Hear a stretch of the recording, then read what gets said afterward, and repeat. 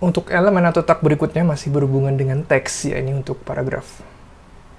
Oke, sebelum itu di sini kami ada sampel untuk generate semacam dummy article. Biasanya kan lorem ipsum dolor sit amet dan seterusnya. Bisa kunjungi libsub.com. Nah, silakan generate sana by default. By default itu tampilannya sebagai berikut. Nah, untuk kemudian di sini kita mau buat berapa paragraf, berapa words, dan lain sebagainya. Coba kita buat 4 paragraf saja dan generate. Dan hasilnya adalah sebagai berikut.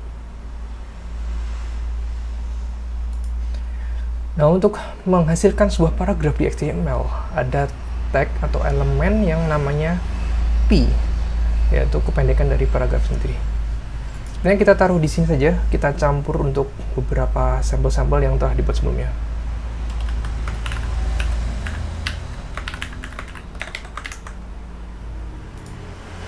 Kita masukkan untuk satu paragraf ini.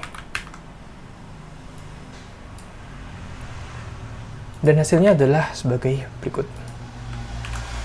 Nah, dia akan merender sebuah teks yang berbentuk paragraf. Untuk membuat paragraf baru, silahkan dibungkus dengan elemen yang sama, P, dan dia akan langsung membuat semacam line baru.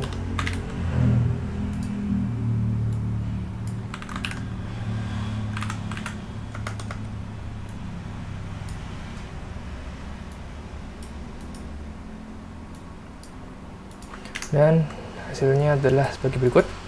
Nah, tercipta sebuah line baru dengan tag P.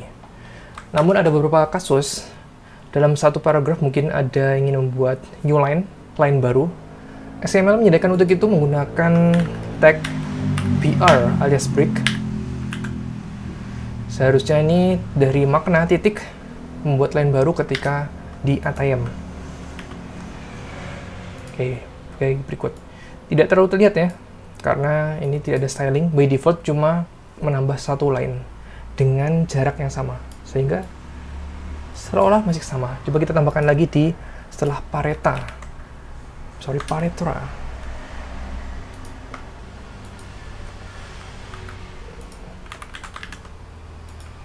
Oke, bertambah satu line. Ada beberapa case untuk mungkin styling teksnya. Di HTML sendiri ada 3 yang bisa ditambahkan dengan HTML secara langsung tanpa styling menggunakan CSS yang belum kita bahas di step ini. Seperti membuat tebal menggunakan tag strong,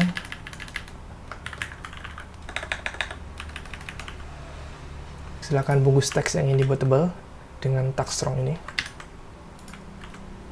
Kemudian opsi berikutnya untuk membuat underline atau garis bawah. Coba saya tambahkan di bagian conjecture menggunakan tag U.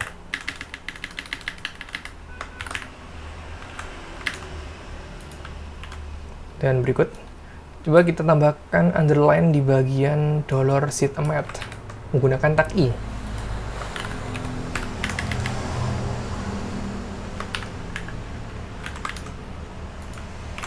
Oke.